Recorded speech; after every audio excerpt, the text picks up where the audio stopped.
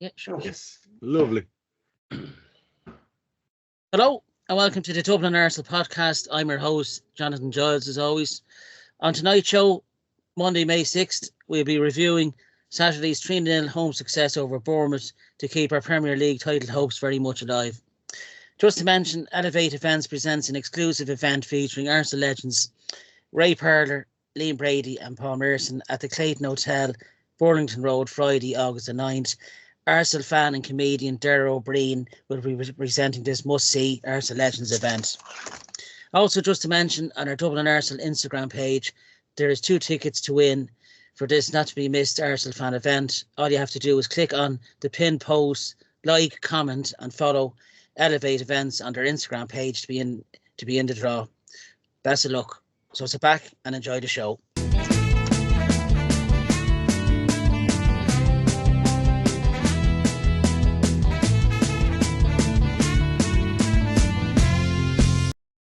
On tonight's show, I'm joined by my regular guests, and first of all, the man who puts this together, Martin Stoneville. How are you? Good evening. Yeah, back again for a long time. Otherwise, I'm just in the background of this. Yeah, I just thought I'd make an appearance just for the end of the season. Thanks for having me on. Back on, Martin, and no worries. Very much appreciated for getting this up week on week.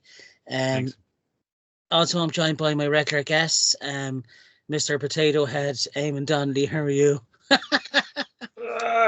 Evening, Jonathan. Evening, Martin. I was looking crossroads there. Many got a new hot. Well, there's no tussle on it. I like the pot of chili there. Chili was invented in the 1950s by a lad who played with me at Stella Maris. His name was Con Carney.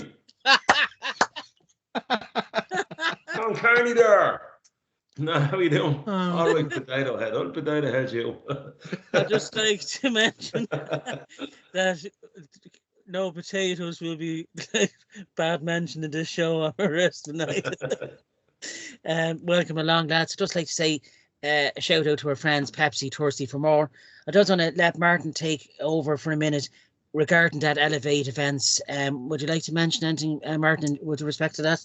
Yeah, no, not just obviously you mentioned it already, it's just because I'm promoting this on the back of this as well, and I was just talking to the host, and yeah, she obviously Darragh O'Brien is now availed as the Masters of Ceremonies, so he should be a really good crack, I think, in that, interviewing the lads.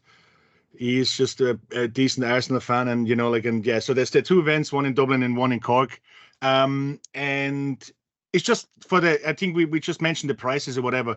There is a few platinum tickets left over. And the platinum tickets is not only just going there, it's actually you're meeting the guys beforehand. So it's a meet and greet. You basically get a signed jersey from them, which is great. And you also get like a photograph taken with you and the 3 lads, and putting it on. So that's also included in the gold one, the photograph. The silver one is just a normal entry, and doing. So there's a few platinum tickets available if you're interested in that.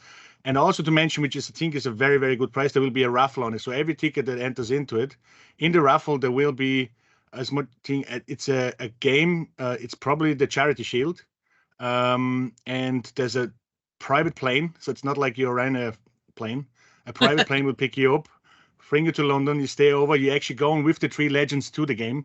Oh, so nice. It's an amazing price, which not to be missed. And so I know it's a bit pricey, the platinum ticket, but imagine a picture, signed jersey, and all this kind of stuff. You have an hour before the game to actually, or before the interviews to actually mingle with them. So look, it's a great event. I looked at the one on the website. They did the United one before.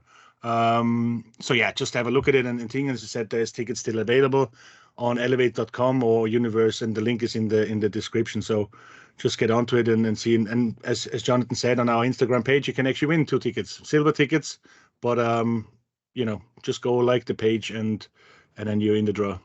Martin, you didn't mention the Platinum Plus. Platinum Plus, that's the one afterwards. All the contributors of this podcast give you a signed T-shirt, That's afterwards, and we're going to get Ray to sign it as well afterwards in the pub, hopefully. Yeah. We're also hoping to get the trio to say at the very end of the night, "So sweet." No, I have to say, fair play to elevate events for getting 3 really, prestigious Arsenal legends, that it's going to be a top show. I know I was looking at their page there briefly. They had a few United legends, I think, last year. In Cork, that was the last one, and it's a really it's a good event. It's not too big, but it's a good, as I say, because everybody comes in, be taking a photograph with them, so that it's very good. I just find Elevate events, they're a bit up and down, I knew that was going. Didn't like this show. And we're only going one direction and it ain't up. It is, yeah. No, look at and thanks to Jill, who is organising. She's the owner of Elevate's event, who actually, giving us the 2 tickets as well to raffle or to win in our page. So yeah, look, it'd be a great event in August. It's the week before the season starts, so it'll be a great kickoff for the new season. And then look, let's see what comes till then. But I'm looking forward to this already. Yeah, they're in Dublin on August the 9th in the Clayton Hotel, Bournemouth Road. They're also in Cork the following night. So 10th. Definitely a night not to be missed, because it's very rare you get 3, don't mind 1. So definitely 3 legends of the game. Please do like Elevate events, and also to Just Arsenal as well on Twitter, and Just Arsenal vids as well. They do really good Arsenal content day by day, and just to give them a mention, we haven't mentioned them in a while. On tonight's show, as I said, we'll be reviewing our 3-0 home victory against Bournemouth, which keeps us very much in the title race and top by a point. Goals from ourselves by Bukayo Saka with a penalty, Leandro Trossard, and my man of the match for that, Declan Rice. I thought he was immense all day. A few notes that I have here. In terms of the first goal, Kai Havertz, Travers was moaning about Havertz leaving his leg in for the penalty. I think when you look back in it over and over, it was a clear penalty. His leg was out. Havertz went over it. And regardless, I think Havertz, if he did go around Travers, he would have scored Henry. So a penalty, I think, was just. Bukayo Saka, there's the steal now when he's taking a penalty. I think we'll all agree. He's become the first Englishman to score 15 plus goals in a Premier League season since Ian Wright in 1996-97 season. So that shows where Bukayo Saka's come.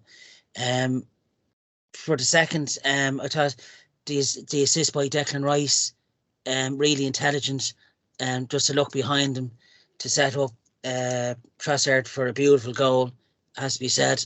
Trossard, who just keeps getting better and better, and scores so many vital goals as well. And then I think Rice really did deserve the 3rd goal for the game. He played. Jesus laid the ball into him. 1 touch to set himself and buried his pass. Mark Travers, who I think, in my opinion, really had a good game for Bournemouth. He kept the score down. It could have been 6 or 7, both in the first and second half. So hats off to Mark Travers. I think he is a top keeper.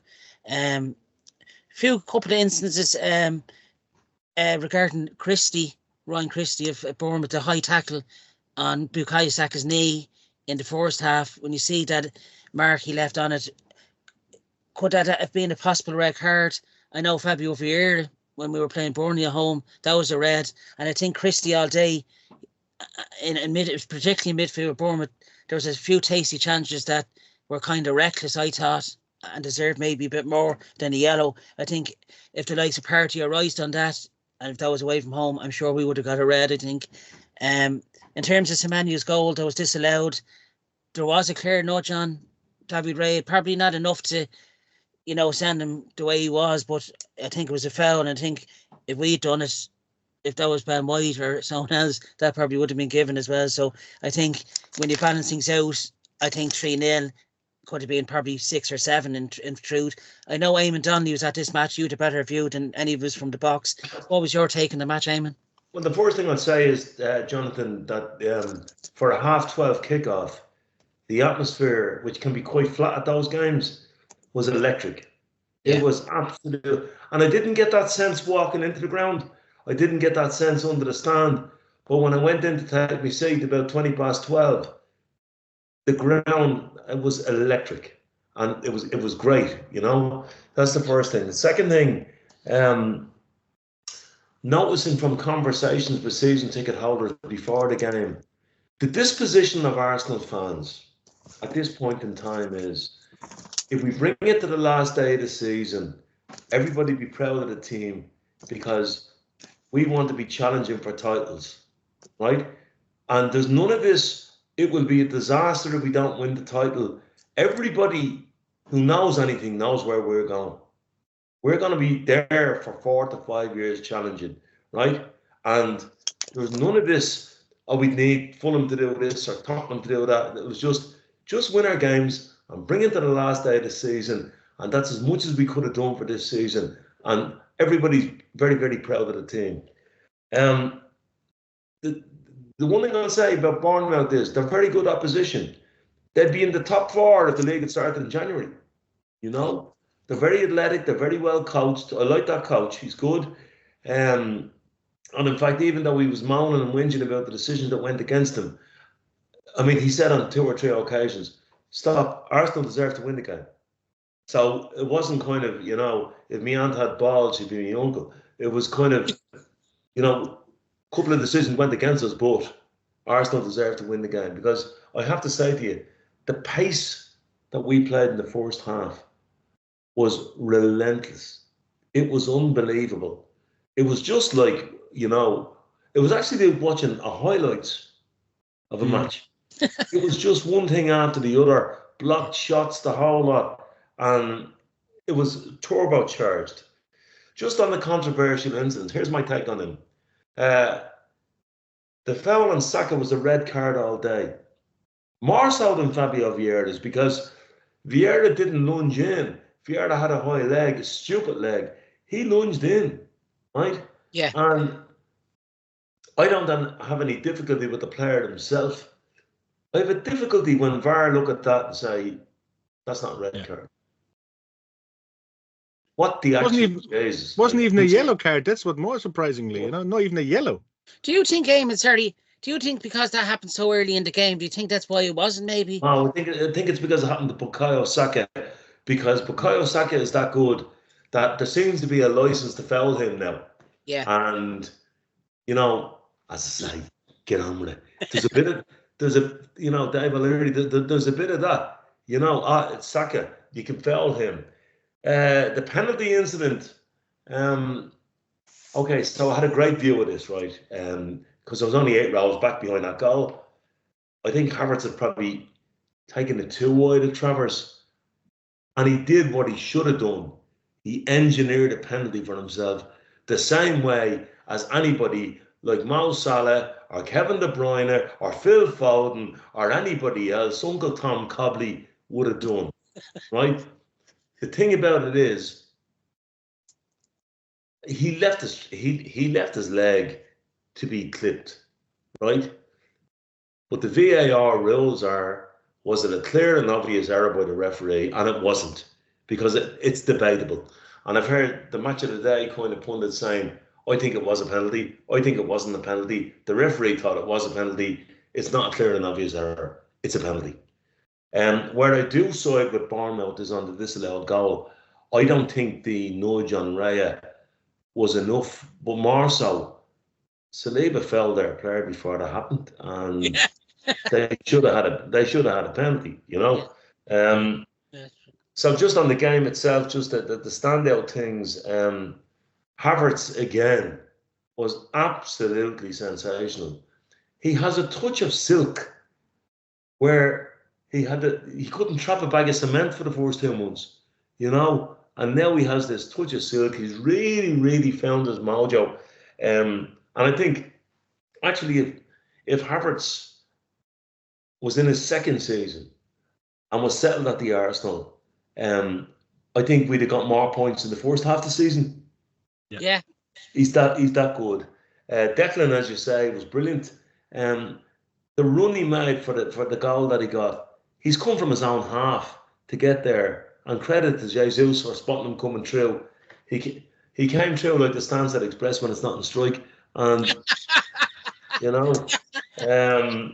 but I'll tell you, the thing, what I liked was, if you look at them, Rice and Partey together, right? because Party takes the ball off the goalkeeper and can get turned around. I've said this many, many times. It allows Declan to run. So Party receives, Declan runs. Party receives, Declan runs. And that makes the tempo of the whole thing better. My own kind of standout performer was Saliba. He was just imperious. He was like a guy who was, you know, he could have. They used to say about Franco Baresi. Do you remember him? He was the Italian sweeper. He was that good. He'd come off the pitch still smelling of Armani. You know, he was that good. He never broke sweat. Saliba never broke sweat, and he was terrific. Gabriel is terrific as well, but there's a mistake in him in every game. Yeah, as we saw in the first half when he fell over himself and almost presented Bournemouth with a chance. But he's a great lad, Gabriel. There was mistakes in Tony Adams. There was mistakes in Martin Keown, but they were great defenders. Sorry, Eamonn, just for cutting across you briefly. How good was the strike that was disallowed by Gabriel? It was like one of my own. It was that good. But no, I'd have done that with my left foot. That's me slightly weaker foot. He was on a strong foot, so I'd say I'd probably edge it. No, it was a terrific strike. And Havertz was only, the stud of a bit offside. That was unfortunate. Yeah. Just one or two more things. The Trossard finish again showed he's the best finisher at the club. Yeah. Right. And when you talk at the end of the season, if we don't win the league, right, you look back and you say, well, how good were we? Had Trossard done his usual Trossard against Villa and put us 1-0 up, the league would be in our hands now. So that just shows you, and that's not me having a go at Trossard, that just shows you how tiny the margins are at this level. When you get to where we are, the margins are tiny. And then the last thing I'd say is that for all these people who decided to infiltrate the Dublin Arsenal podcast group and call us bottling seas, I would say after that result against Villa, right, you go away to Wolves, you win, you hammer Chelsea, you go away to Tottenham and win, and then you beat a very informed Bournemouth. That's not bottling, that's bottle. Yeah, 100%. Yeah. Who stood out for you, Eamonn? Look, I'll be honest with you. Odegaard was sensational. Yeah. Rice was sensational. Havertz was sensational. But to me, on the day, William Saliba played like a guy who, he could have had a brandy in the middle of the game and sat down on a sun lounger. He was that good. He was just right on it. He was absolutely, and actually contributed quite a lot to us going forward as well. So I'd give it to Willie, You can see how badly missed William Saliba was with his second half. You can see a huge, and he's just growing and growing. I know the River Bear's been rocking. I know Martin and myself were talking about before we came on air, Martin. Your view on Saturday's game, really well-deserved 3-0, wasn't it, over Bournemouth? I deserved, we always played well. Yeah. So, what's deserved, as Eamonn said, if there would have been a penalty, it might have been different, but I think we still would have won the game. Yeah. Coming back to Saliba, I think it wouldn't have been a brand, it would have been a tequila he would have had, so just to make that clear, he's that kind of guy. No, and coming back to the River Bar, I actually wasn't in the River Bar because I went to the Leinster game afterwards. And I had to pick up the ticket from Cavan and then go into things. So I wasn't in the game for that. But beside that, we've seen the pictures, the River Bar in the last 3-4 weeks is absolutely immense. The following we have now is just fantastic. And to watch a game in there is just really good. We're getting a lot of international people coming in now in the River Bar. They're finding us on social media. And to be in there, the Spurs game, when there was nearly 250 people in the River Bar downstairs, it's just like being in the stands. And celebrating. Obviously, it's great when you win, but even when we didn't win, it's like anything. It's just one of these things. But look at it there. 2 games to go. The United game on Sunday will be, I think, another immense turnout. We'll be giving away a third jersey for the first goal scorer. What we're going to do. So if you want to come in, just drop in. say hello and enjoy the game. Definitely. But coming back to Bournemouth, yeah, look, as Eamonn said, like they're the third best team, I think, in after Christmas, and same as Brighton, they didn't lose at home for a while, so they didn't lose, So it's you always go into this games with like a little bit of anticipation of like what's gonna happen. On paper, we should always beat them, but it's not that easy to break down, and that happened against Aston Villa. Like as Eamonn said, if Trossard makes that goal, we probably won't lose that game, and that's our pattern at the moment. If he score first, there's really not much anybody else can do. We just have to stride, and then it's just gonna win. But as every game, like once we play against Arsenal, the keepers seem to be getting man of the match performances. Like the amount of saves your man had was just amazing. Like, and look, so many shots on goal, in the first half, and there's sometimes you might rue this misses, but like with this time we didn't. And like penalty with Havertz, like anybody would go down for that, and for me it is a clear penalty. The keeper should not be out there with the leg out there anyway, so that's his mistake, so it should be a penalty. And then Bukayo Saka, since he missed that one against Italy in the finals, he never missed a penalty since, I think, and he's such a incredible player, with so many touches in the box. And look, he's only a young fella, and he's gonna go to absolutely amazing things to come. What else to that for me, like, Havertz, I was watching an interview on German television for it, and it said, like, how come like he's playing so well at the moment? And in German, he said, I'm a quite shy guy, and the first couple of months with Arsenal, it really took me time to find people to talk to, find people to integrate, and because I came from Chelsea, it just didn't make it easier, and it just needed the confidence. And I said that from the start. He came from Chelsea, they took the confidence away from him, and it took him ages to get it back. But now he's actually what we know with Kai Havertz, the one I know from Bayer Leverkusen when he played in Germany. And, he's such an amazing talent. He might not always score, but the amount of space he creates for anybody else is just so vital and so important for us to go through. And it's just a really, really good player, and long may it last, and now that he has the confidence. And Eamonn said if that would be his second season, we probably would have had a lot more points on the board. But it's not, and that's where we are now. We just have to get a result against United and against Everton, and that's all we can do. And look, the only thing what then can beat us is like a Man City that we all know has loads of charges against them and nothing happens. And so what can you do? Like, like we are the ones, and we play the better football. We have the best defense. We have the best going forward. What else can you do as a team? There's not much more you can do, And I was thinking about that today, right? And like some of the stuff after we lost against Villa, really, I almost lost my mind, Okay, and I'll tell you why. When Liverpool were pushing Man City so close, everybody was saying, thank God for Liverpool, because otherwise you wouldn't watch the Premier League, because it's just a procession. We're now that team. Yeah. Nobody ever said Liverpool bottled it. Everybody congratulated Liverpool for how close they got to it. And then eventually they won.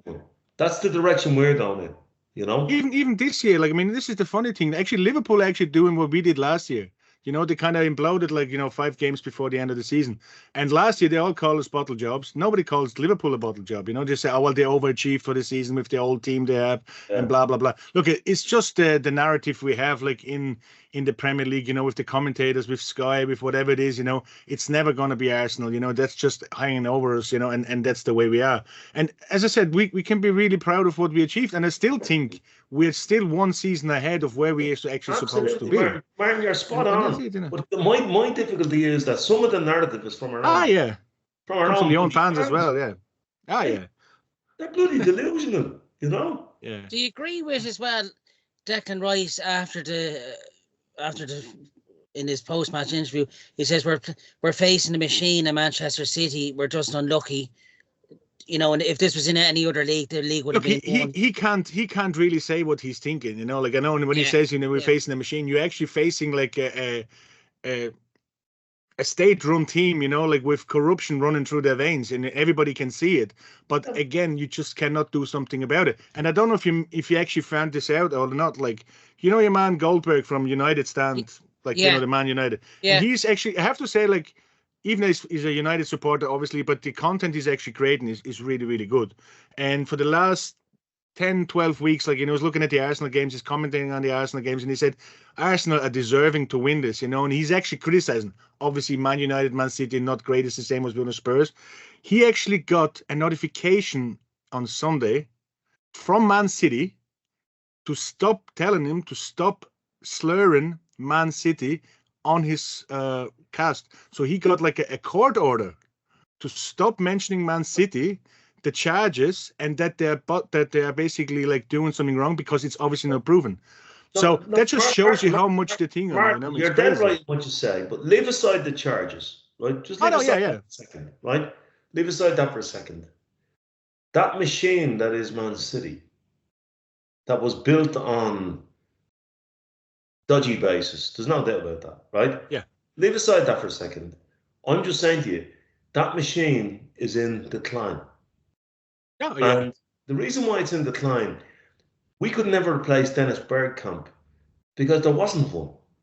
They won't be able to replace Kevin De Bruyne because there isn't one, right? Yeah. So the players that they rely on, Silva and De Bruyne, are just about going over the hill. So leave aside all the financial stuff, right? That is a team that's just gone over its peak. This season, they're not as good as they were last season. They mullered us in the Etihad last season. They haven't been able to beat us this season, right? Plus the fact, now bring the charges back in, right? They can't go mad in the transfer market now because of what's facing them, right? And I think if you look at the Guardiola having a row with Haaland for taking him off, having a row with De Bruyne, I just think that they might stumble over the line this year like a heavyweight boxer that had one more fight in them. Well, I think they're going to be in decline. And I think we have positioned ourselves the way Liverpool did. And, I'm no Liverpool fan of any description. They ruined my bloody childhood. But the way Liverpool did, we will win a title soon. Yeah. If not this year, we will win a title soon. We're well positioned to do that, Yeah. And I was also looking at, there was a very interesting interview with Edu. And you know the way we all talk about sign Carlos Kickerball, sign this fella, that fella, the other fella.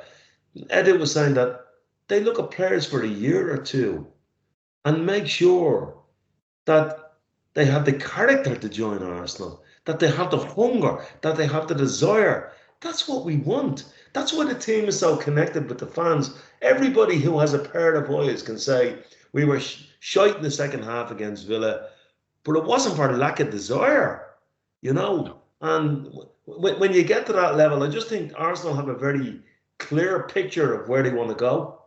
And I think we're in a really good place. I'd love to do it this year. My God, it'd be fantastic.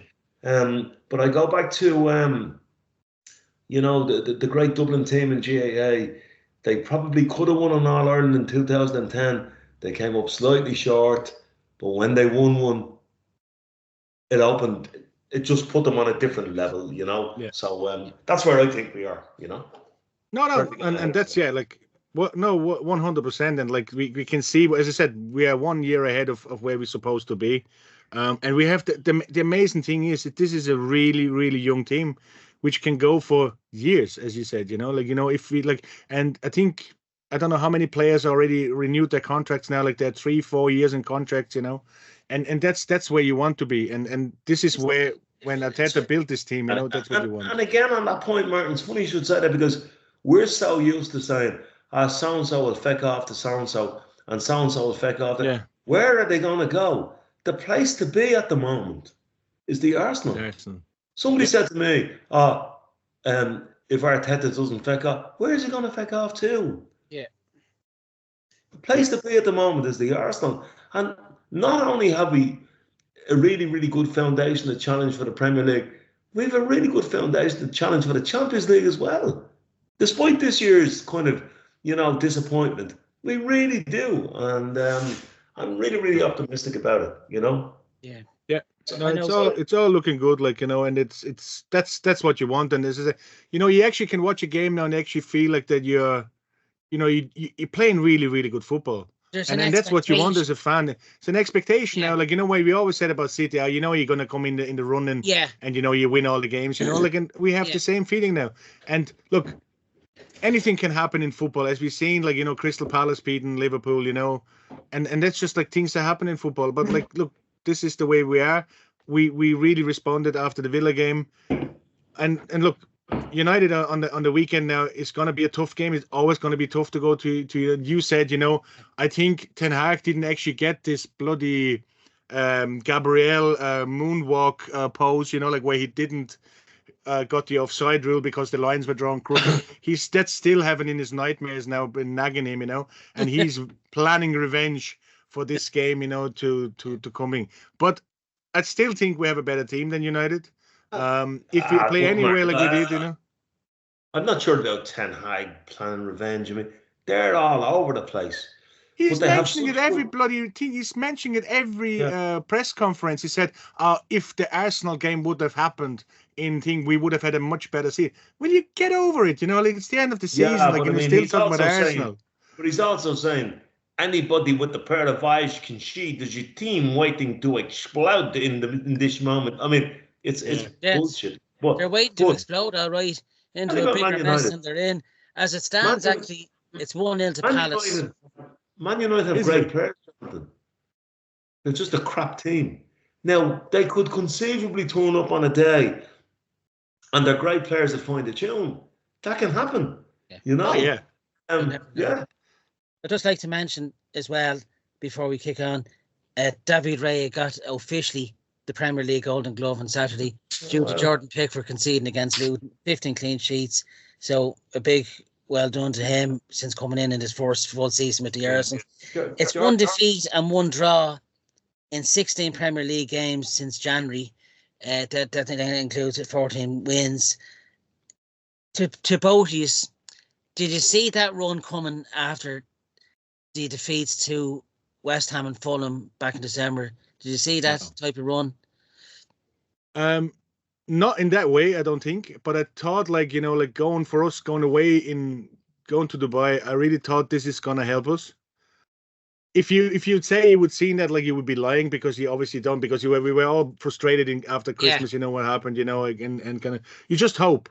And it's the same as we never seen the run coming last year in the first half of the season to the World Cup, and we won everything, and nobody can see that, But the only part what you can say is, like, we know that we get stronger as a team because of what we do, and the way we play is a team. When you look at the other teams like Chelsea, like United, like even City, they're just good players, but they're not playing as a team. And we are this family, like, looks like a family now. Like, even in training, when you look at them, there's people running. And even I was watching, what was it? What channel it was? Like, I don't know. Like, they were saying, like, the commentator said they were watching warm-ups for a long time now, when they're standing, and preparing for the interviews and whatever. And he hasn't seen a team warm up like Arsenal did when they were shooting, like everybody. It was just like this.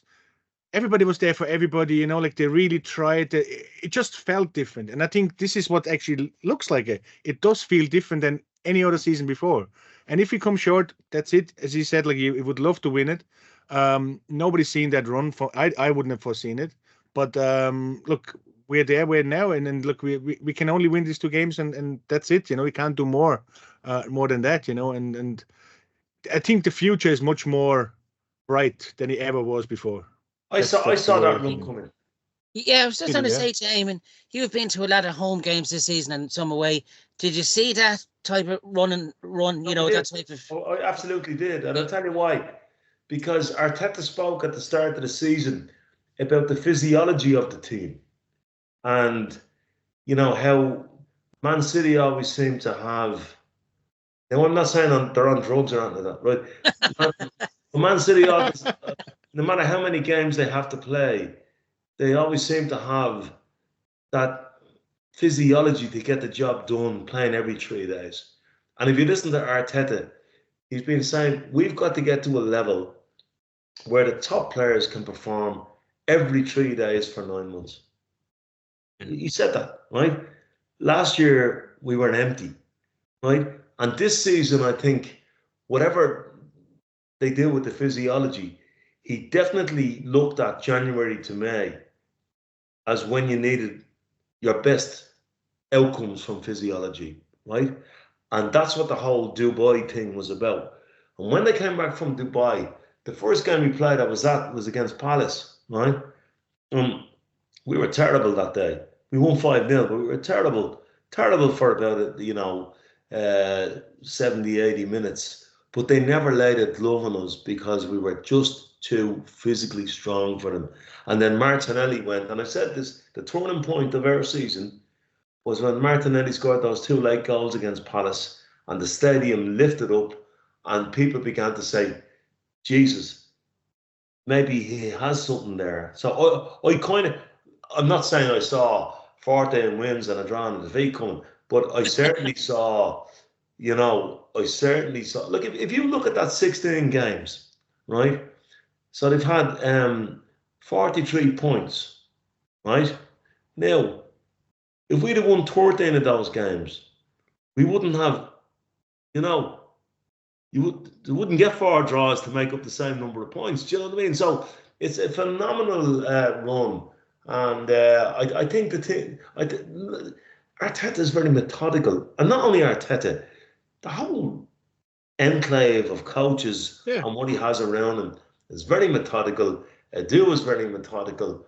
We are in a serious place now at the moment, Yeah, the table, as it stands, it's played 36, won 26, drew 5, lost 5, scored 88, conceded 28, which is superb. That's the most games we ever won in Premier League, right? And it's the same amount of wins that the Invincibles won.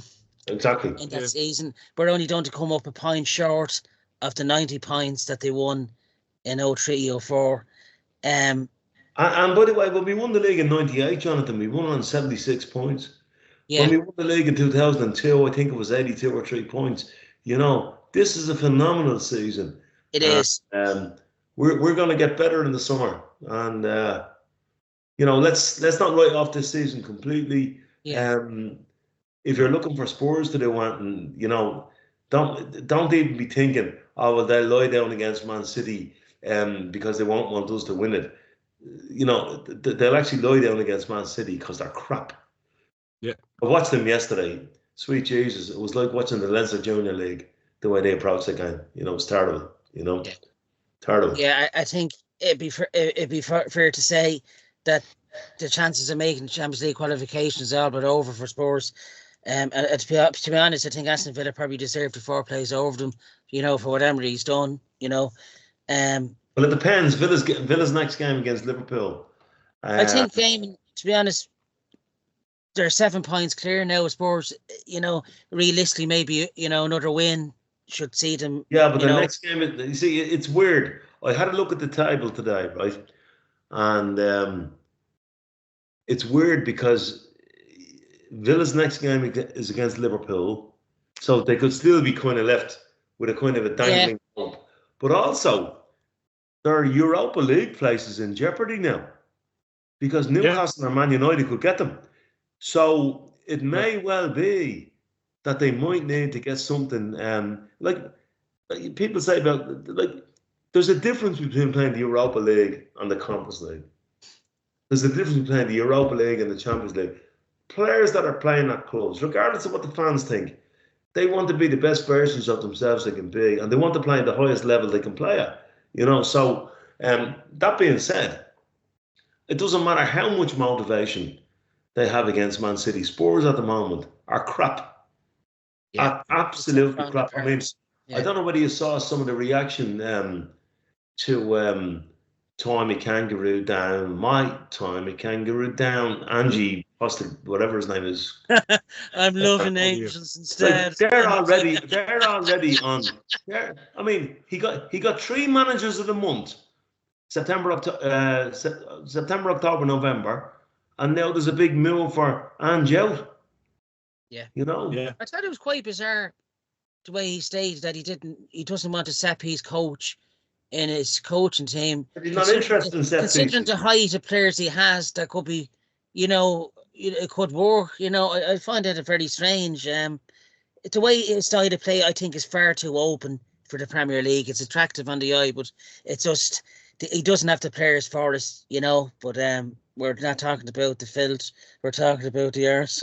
I know, no, but we're talking about them in the context of what type of Tottenham will turn up against. Name on my show. No, but we're talking about them in the context of what type of Tottenham will turn up against Man City. And I'm saying to you, well, if Tottenham turn up against Man City as Tottenham, they'll be mullered because they're crap, right? Yeah. If Fulham turn up with a big performance against Man City, they have a better chance of snapping on a draw than Tottenham have, you know? Yeah, it's going to be an interesting game, I think, Spurs and City. You never know what's going to happen in that type of game. But we, for ourselves, we can only do what we can do, and that's keep winning. But isn't it shocking what football does to you, though? You're actually hoping. You're hoping Villa get the top 4, but you're hoping they lose against Brighton, and then you're hoping Tottenham beat Liverpool. Just to, like, and let nobody tell you any different. Every Arsenal fan was hoping for a Tottenham win yesterday. Yeah. 100%. 100%. Yeah. Once I saw the first 2 goals go in, I knew that was going to be game over. Yeah. I just see Man United getting beaten 2-0 now. Another great Austrian manager for Crystal Palace, you know, Glasner. Go on, Mr. Glasner. Is he Austrian as well? Is he? He's Austrian. Yeah, he's the new Hasenhüttl. I tell you, works wonders. If you want to hang up, we'll bring a couple of them. And by the way, I won't be the first person or the last to say this. Austrians are not wannabe Germans. They're not wannabe Germans. I just need to get that on the record. No. Germans are wannabe Austrians. That's what I say. You know. Yeah. Alex Manninger, are you listening? It brings us on to Man United now, lads. 3-1 earlier on in the season, which was a cracking home game. It was back in September. Declan Rice got his first goal for the Arsenal. A well-deserved victory, I think, against United. But there's going to be a bit of revenge wanting for last year's 3-1 defeat at Old Trafford. I think if Martinelli's goal did stand, we were going to walk over them that day. You know, we were in that such good form. But I think this is a Man United team. I'm not just saying this, but I don't know if you agree. We could hit 4 or 5 past these because this is a really bad week. You know, their confidence is down on the floor, and I think personally, this is a game where we could go and get many a goal. What do you think, Eamonn? Do you feel this is the moment where we could, you know? Well, I referenced what I said earlier, and by the way, Martin, I'm all for Austria, right? I referenced what I said earlier.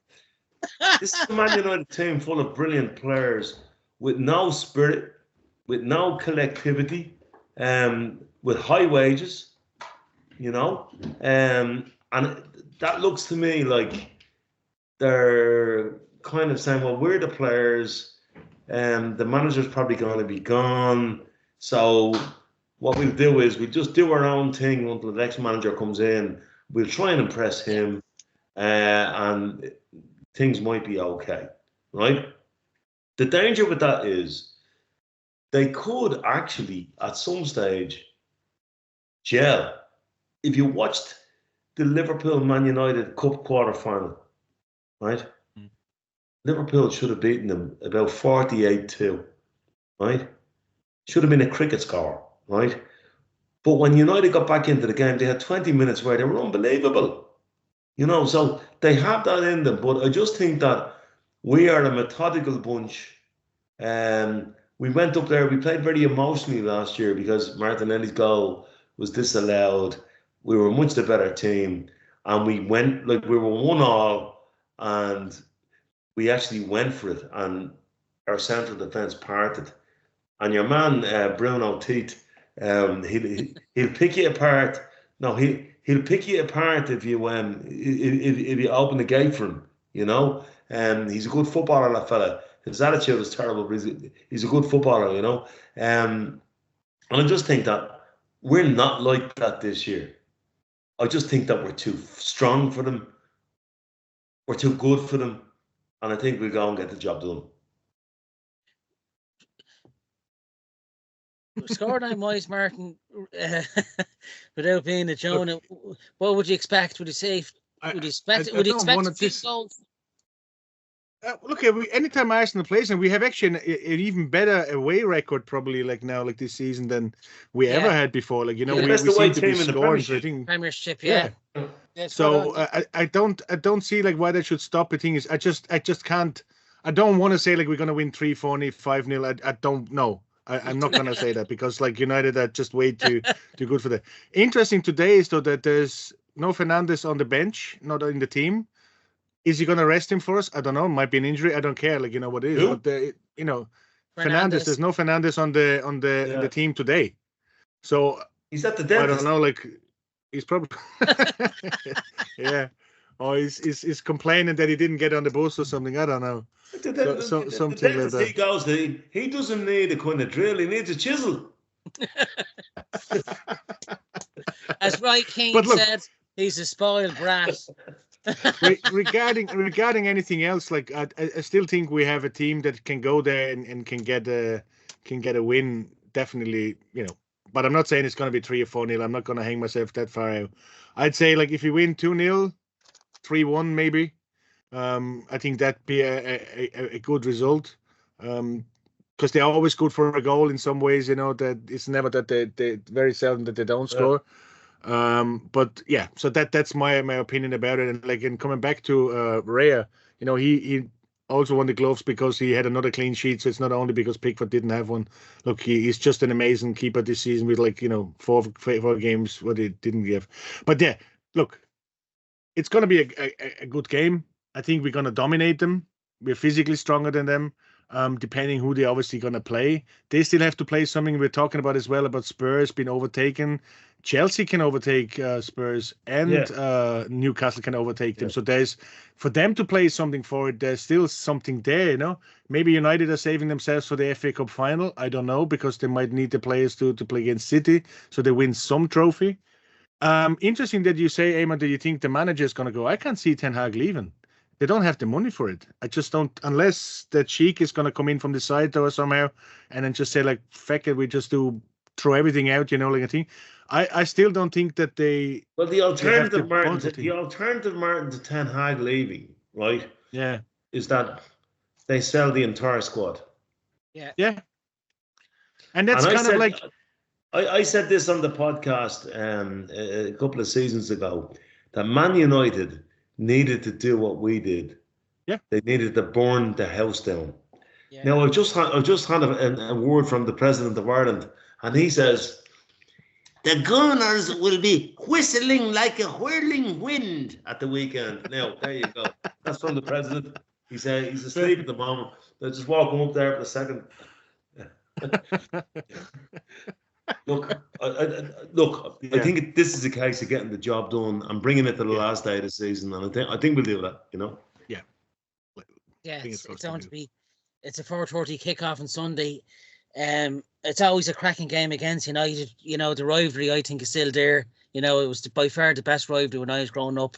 That was always the 1-2 in the table, and I still think it still has that tasty atmosphere. United's last home game of the season. Could it be possibly Ten Hag's as well? A few players have a point to prove, maybe, if they want to be still at United next season. So it won't be handed to us, but we'll really give it a good go, and the hunger's there, and, with Declan Rice, I just think, he just shows how far we've come under Arteta, Yeah. Well, the new chant for Declan Rice is, Declan Rice, we got him at half the price, half the so price. It's not Muller Rice, it's half the price. And as we say on this show, he's thirsty for more. Declan, please be the face of Pepsi. I'd just like to mention as well, the Arsenal Invincibles team from 03-04 will be at the last home game against Everton, regardless of what happens. So that should be a great day, whoever gets tickets to that one. It's hard to believe it's 20 years, but this team won't be far behind him the way we're going. And it really is. It's been a joy the last couple of seasons watching Arsenal.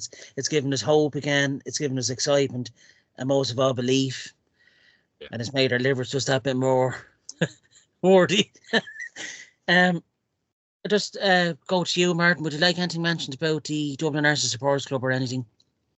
No, as I said at the start, Yeah. like, we are, like in a really good space at the moment, like if you come on Sunday, come early because the seats are normally taken fairly quickly, as we've seen in the Spurs game. So like, but it just makes a great atmosphere. Said there will be a few prizes being given away, like we do the first man scorer for the game. There will be a jersey and some money. So always good to be there, and entering the stuff. So no, look, as I said, River Bar is just a great spot for us this year, and thank God this year 2 games to go. We still have people in there because last year it kind of emptied out fairly quickly after we lost to City, But no, like I think the club is in a really good space. We have a lot of Americans coming over, a lot of English coming over, a lot of they actually know they come over to us and they can actually watch a really decent team with a decent crowd. Which you find very, very seldom anywhere else, like to go and watch a game. And that's what the club is all about. We do so many things and we're watching it as a family, and that's Martin, what you want. Just on that, right? I haven't been at the club much this year because I spent most of my time going to the bloody games. I decided this season I was going to as many games as possible. I've been at 14 games, right? And I was talking to a couple of seasoned Grizzly season ticket holders at the weekend, who I always talk to in the King's Head on Blackstock Road, and they were looking at me saying, "You're not coming to the Everton game then?" I said, "No." I said, "I've been very, very privileged to get tickets for as many games as I want, and I'm just going to stand back from that one, and I'm going to go down to the supporters club and make a day of it." And they asked me, said, "The supporters club in Dublin?" I said, "And did they get many in?" I said, "We're getting 200 and 300 in for every game." They were amazed by this. They were absolutely amazed by this. I don't think they realise how big the Irish support is here at home for Arsenal still. Like with the strong connections, we still have such a strong connection. Yeah. But Jonathan, I'm telling you, you go on a flight now to a game, right? And it's almost like the flight is being chartered by bloody Arsenal. Every second person has an Arsenal thing on, It is, honest to God, it's unbelievable, Yeah. Yeah, it really is. I'm not just saying it because I'm an Arsenal fan, but it is a different club to the other clubs like Liverpool United. There's something homely about Arsenal. There's just something about it. Family kind of like, it's really kind of you're meeting people, like, and you just look. Of course, like, when you support like an Arsenal supporter, like, you always think that about yourself. But like, I think like in general, I can think that the way the club is advanced from our thing, obviously social media helped us a lot ahead, and getting the attention from everything, and the way we run the club now is just a lot more. It's a lot better, And don't get me wrong, Arsenal winning is helping a lot. Don't get me wrong. Of course it is. And I agree with you. Every club thinks their club is the family. Of course, yeah. No, but I go back to Michael Thomas, who famously won us the league in 1989, and then went on to have a great career with Liverpool, and lived in Liverpool, and still lives in Liverpool, and still is very fond of Liverpool, right? His take on Arsenal is Arsenal's family. Yeah. I remember watching that documentary with Ian Wright and David Rocastle. When the two of them left Arsenal, they said it was the two clubs they went to was never the same. They just couldn't get that Arsenal feeling into, it wasn't, that shows there's something about Arsenal, isn't it? There's just something special, and look, as I said, the Dublin Arsenal Supporters Club do a great job, and a huge well done to the committee for season on season, putting a lot of time and effort in, and to have it established with the Arsenal is, really something to be proud of. So to yourselves, well done. Hopefully there's a few free points for saying that on Sunday. Well, you'd have to turn up first, Jonathan. Yeah. You have to be in the club to get the pints. There's loads of free points. Otherwise you only get the Pepsi. Only Pepsi. That's it. Sir, you only drink Coca-Cola. Here, all that jogging you're doing, jog into the Arsenal supporters club, and we send you home on tequila. You'll bounce home like Zebedee out of the Magic Roundabout.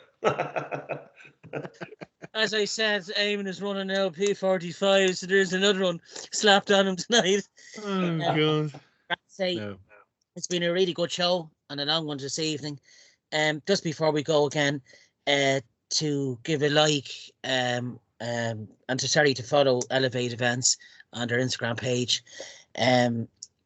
Like, comment and follow to be in with a chance of winning those tickets for the Arsenal Legend Night in August. Really worthwhile. Martin will do all that for us for this video. Just like to thank Eamonn Donnelly as always, Eamonn. Pleasure having you on week. Always a pleasure, lads. Always a pleasure. To the man that puts it all together, Mr. Martin Stoneville, hoping to go for president in Austria once. Well, thank you. I'm not sure about Austria with president, but you know what they do with Austrian leaders in different countries, you know.